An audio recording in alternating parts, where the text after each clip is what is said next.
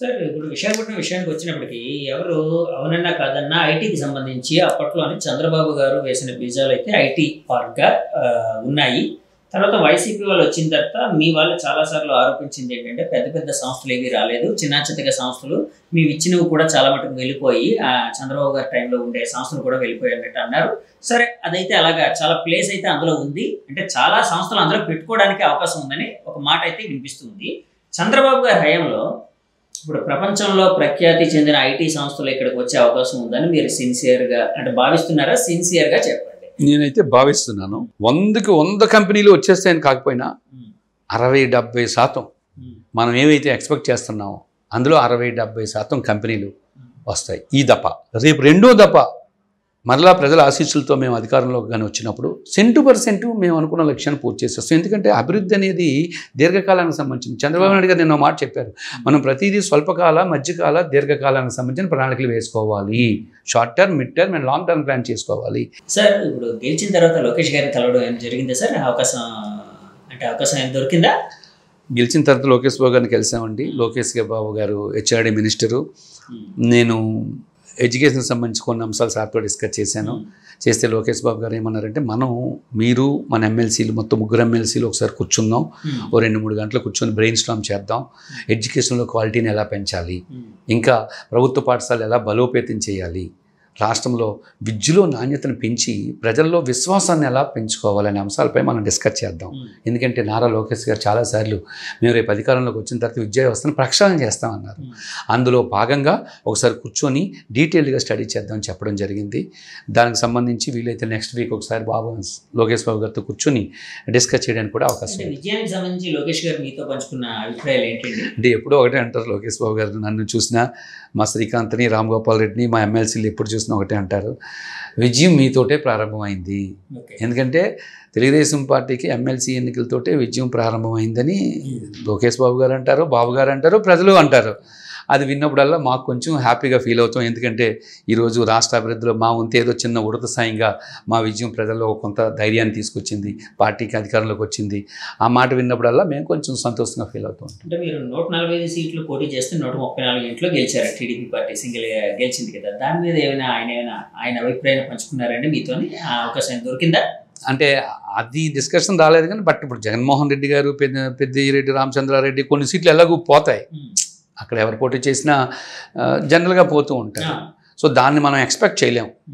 కానీ గ్రేట్ ఏంటంటే 134 సీట్లు రావడం అనేది సామాన్యమైన విషయం కాదు అది.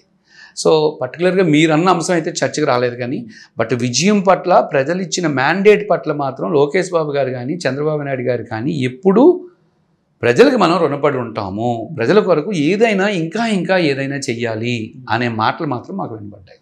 సార్, చివరిగా చెప్పండి, చివరికి వస్తున్నాం. ఈ విజయంలోని ఎవరికి తోడ్పడ్డారు? టీడీపీకి బీజేపీ తోడ్పడిందా, జనసేన తోడ్పడిందా, లేదా జనసేనకి టీడీపీ బలమైందా, లేకపోతే బీజేపీకి టీడీపీ బలమైందా, లేకపోతే ఈ రెండింటికి బీజేపీ బలమైందా? ఏ విధంగా భావించవచ్చు అంటారు?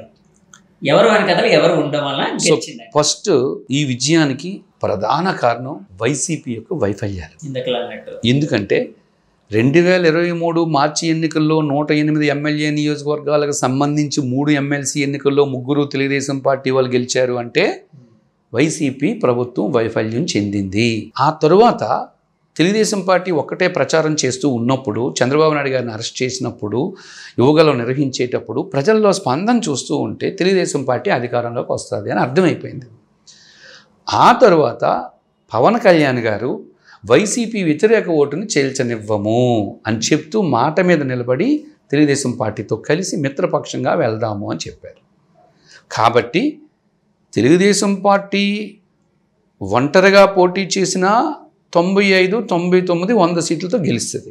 పవనుడు అంటే పవన్ కళ్యాణుడు, ఆంజనేయుడి యొక్క బలం, పవన్ కళ్యాణ్ యొక్క బలం తెలుగుదేశం పార్టీకి రావడం వల్ల సాలిడ్గా టీడీపీ జనసేన మిత్రపక్షం గెలిచేస్తుంది అనే టాక్ వచ్చేసింది. 130 సీట్లు వచ్చేస్తాయి అనే టాక్ వచ్చేసింది. చివరి దశలో బీజేపీ కలిసింది. అంటే తెలుగుదేశం పార్టీకి జనసేన కలవడం అనేది బలం. ఎప్పుడైతే కలిసిందో 130, 140 సీట్లు వస్తాయి అనుకున్నాం. లాస్ట్లో ఎన్డీఏ కలిసి సీట్ల పంపకం అయిన తర్వాత చిన్నపాటి డిస్టర్బెన్స్ వచ్చింది. ఓ 10-20 సీట్లు తగ్గుతాయేమో అని భయపడ్డాం అందరం కూడా. లాస్ట్ మినిట్లో అమిత్ షా గారు రావడం, మోదీ గారు రావడం, అమిత్ షా గారు వైసీపీని గట్టిగా విమర్శించడం, ఎప్పుడైతే ఆ లాస్ట్ 1 వీక్లో ఆ లాస్ట్ 1 వీక్లో ఓ బూస్టింగ్ వచ్చేసింది. రాష్ట్ర ప్రజలు క్లియర్గా అర్థమైపోయింది. అంటే మనలో ఏదైతే ఉందో అది బీజేపీ చెప్తుంది అనే ఫీలింగ్ ప్రజల్లో ఎప్పుడైతే కలిగిందో, ఏకపక్షంగా మనం ఎలాగూ వైసీపీకి ఓటేసినా సరే అది గెలవదు కదా అనుకునే వ్యక్తి కూడా ఆ చివరి 1 వీక్లో మారిపోయాడు. అంటే ఓన్లీ టీడీపీ అయితే 100, 105, 110 సీట్లతో గెలుస్తుంది. జనసేన కానీ కలవడం వల్ల 130, 140 సీట్లతో గెలుస్తాము. లాస్ట్లో ఎప్పుడైతే బీజేపీ యాడ్ అయిందో, బీజేపీ వల్ల ఒక వేవ్ సృష్టించబడ్డది లాస్ట్ 1 వీక్లో. సో దీంతో ఒక్కసారిగా 164 సీట్లు వచ్చేసాయి. అది కరెక్టే సార్, నేను అదంటలేదు, కాదంటలేదు. ఎందుకంటే బీజేపీ కూడా ఇప్పటి వరకు మన రాష్ట్రంలో, ఆంధ్రప్రదేశ్లో సీట్లు కూడా వాళ్ళు గెలిచారు ఫస్ట్ టైం ఇన్ని సీట్లు గెలిచారు. అలాగే టీడీపీ జనసేన వాళ్ళు 21కి 21 పోటీ చేసిన 100% యాక్యురసీ అనేది అసలు ఏ స్టేట్ లో జరగలేదు, ఫస్ట్ టైం చేశారు. మీరు అలాగే 134 అప్పటి వరకు చాలా టైట్ ఫైట్ అనుకున్నది 145లో 134 అంటే ఒక ట్రెమండస్, ఇది 92%, 93% ఎంత ఆల్మోస్ట్, అంటే అంత విన్నింగ్ ఇది పర్సంటేజ్ ఉంది. అంటే దీనికి ఎవరు అంటే మీరు ఇందాక ఎలాబొరేటెడ్ గా చెప్పారు, అంటే పాయింట్స్ వైజ్ గా చెప్పారు. నేను అనేది ఒక్క ముక్కలో చెప్పాలంటే ఎవరు హెల్ప్ అయ్యారు? అది first major and leading party Telugu Desam పార్టీకి జనసేన హెల్ప్ అయింది. తెలుగుదేశం పార్టీకి జనసేన పార్టీ హెల్ప్ చేసింది. అంటే జనసేనకి మరి టీడీపీ హెల్ప్ అయినట్టు కాదంటారా? ఎందుకంటే గెలవడం మీరు ఆ కోణంలో ఇప్పుడు నాకు ప్రశ్న అర్థమైంది. సో అంటే ఆ సీట్లు రావడానికి కారణం అది. వ్యక్తిగతంగా వెళ్ళినప్పుడు బీజేపీ ఆంధ్రప్రదేశ్ రాష్ట్రంలో బహుశా ఒక్క సీటు కూడా సంపాదించుకోలేదు. ఇండివిజువల్గా పోటీ చేస్తే అది అందరికీ తెలుసు, వాళ్ళకి క్యాడర్ లేదు, ఏదీ లేదు. కాబట్టి బీజేపీకి ఆ సీట్లు రావడానికి కారణం ఖచ్చితంగా వీరిద్దరూ కలిసి దోహదపడ్డారు వాళ్ళకి. మిత్రపక్షం కాబట్టి బీజేపీ అభ్యర్థి, జనసేన అభ్యర్థి, తెలుగుదేశం పార్టీ అభ్యర్థి అని చూడకుండా చీలిపోకుండా ఓటేశారు. కాబట్టి ఇక్కడ మీరు అడిగిన ప్రశ్నకు ఆన్సర్ ఏంటంటే, తెలుగుదేశం పార్టీకి జనసేన బీజేపీ కలిసి దోహదపడ్డాయి. బీజేపీ షేర్ తక్కువే కాబట్టి తెలుగుదేశం జనసేన గురించి మాట్లాడుకుంటే తెలుగుదేశం పార్టీకి జనసేన దోహదపడ్డది, కొంత శాతం ఓటు చేయకుండా దోహదపడ్డది. జనసేనకి తెలుగుదేశం పార్టీ చాలా ఎక్కువగా దోహదపడ్డది. 21 సీట్లు అక్కడ ఎలా వచ్చాయి అంటే, ఒకటి పవన్ కళ్యాణ్ గారి నిజాయితీ,